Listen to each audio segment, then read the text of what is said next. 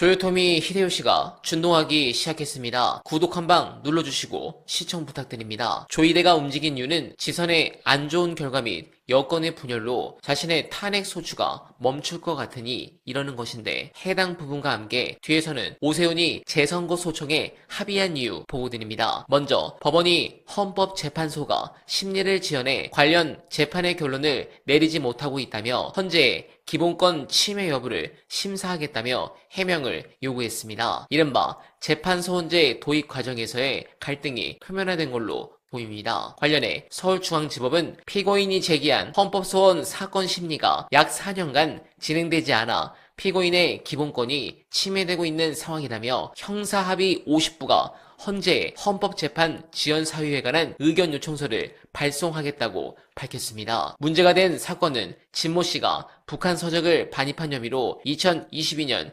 1심에서 벌금 300만 원을 선고받자 남북교류협력법에 대해 헌법소원을 낸 사건입니다. 항소심 재판부는 헌법소원 결과가 나올 때까지 재판을 중단한 상태입니다. 헌법재판소 측은 헌재 심리 지연이 형사재판의 전제가 될 수 없다며 사건은 충분히 심리가 이뤄지고 있다고 반박했습니다. 재판소헌제가 갈등의 소지가 될 거란 우려가 현실이 됐다는 분석이 나옵니다. 네, 이건 솔직히 말씀드리면 매우 민감한 건이라 최소 법원장 그리고 조이대 아니면 이런 지시를 할 리가 없습니다. 그리고 헌재를 친 것이 아니라 저는 민주당에 대한 도전이라 생각합니다. 상황이 심각합니다. 빨리 민주당이 내용을 봉합하고 사법개혁 2타의 속도를 내야 할 것 같습니다. 관련해 쇼츠에서 화제가 된 분서 끝까지 봐주시고 여러분들의 생각 댓글로 부탁드립니다.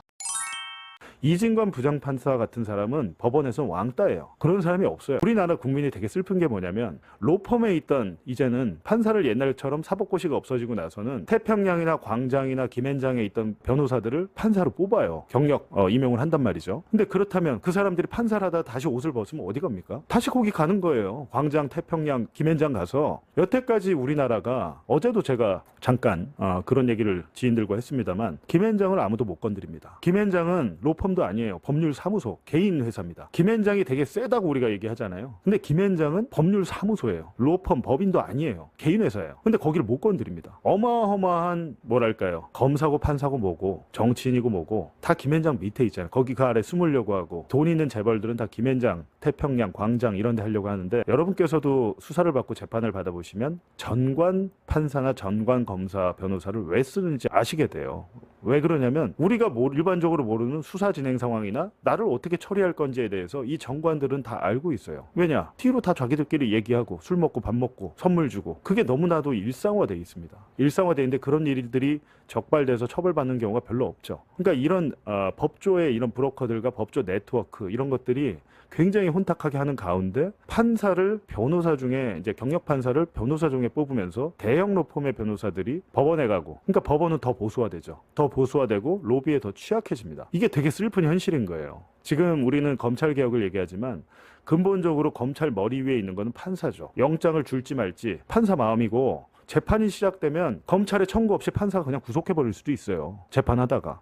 판사의 권한이 어마어마하고, 실제로 재판 받아보신 분, 법정에 가신 분들은 아시겠지만 판사의 높이, 그 법대라고 하거든요. 판사가 앉아있는 자리, 그게 굉장히 높습니다. 그래서 우리가 들어가면 법원의 경위가 판사가 들어오시면 다 일어나라고 그럽니다. 그리고 일어나서 판사가 앉을 때까지 기다려야 돼요. 인사를 해야 됩니다. 어마어마한 권한을 갖고 있죠. 법정 안에서는 판사가 왕이죠. 근데 그 법정이 우리 로펌 출신 판사들 때문에 너무너무 더욱더 우경화돼 있고 보수화돼 있다라는 겁니다.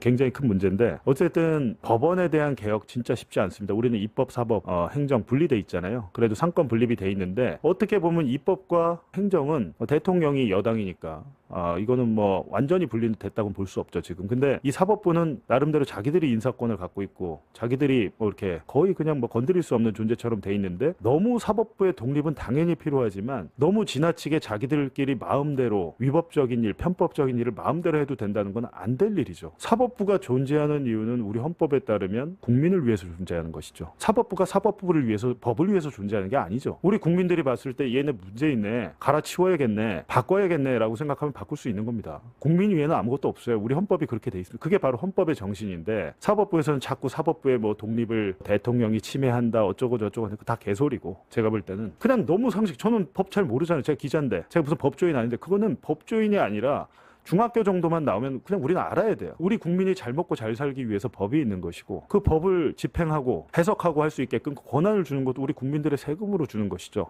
근데 자기들이 무슨 왕인 양 실제로 재판을 받아보시면 판사가 왜 왕인지 알게 됩니다. 그리고 내가 어느 판사를 만나느냐에 따라서 무죄가 될 수도 있고 유죄가 될 수도 있습니다. 사법부의 문제는 너무도 큰 문제니까 지금 당장 어떻게 못한다 하더라도 지금 당장 중요한 것은 이제 검찰개혁을 앞두고 있고 오늘 9월이면 지금 검찰청 폐지해야 되는데 여러분 한번 보세요. 한동훈이 지금 국회에 들어간 게 거기서 굉장히 심각한 문제가 있는 겁니다. 한동훈이 지금의 검찰과 결탁해서 검찰청 폐지를 엎으려고 시도할 거라고 저는 봅니다. 그렇게밖에 자기 존재감은 거기서 오는 거니까. 그리고 조작기소 특검이 되다 보면 한동훈은 입건이 될 것이고 수사를 받을 텐데 어찌됐든 이 한동훈은 조작기소 특검을 무조건 반대할 것이고 그게 뭐 된다고 하더라도 자기의 범죄에 대해서 소명하는 게 아니고 이재명 대통령의 죄를 지우지 마라, 공소 취소하지 마라, 이 논리로 할 겁니다. 그러니까 굉장히 프레임을 만들고 언론 플레이를 하는데 굉장히 능한 사람이에요. 근데 제가 한 가지 걱정되는 것은 민주당에서 의원 중에 한동훈과 붙어서 이길 만한 사람이 누가 있을까? 그런 생각 좀 들어요. 여러분은 어떻게 생각하십니까? 민주당에서 한동훈과 붙어서 말싸움이든 아니면 정치적인 논리든 이길 만한 사람, 그 체급이 되는 사람이 있나? 라는 생각이 드는 거죠. 이번에 굉장히 안타까운 것은 조국 후보 떨어졌고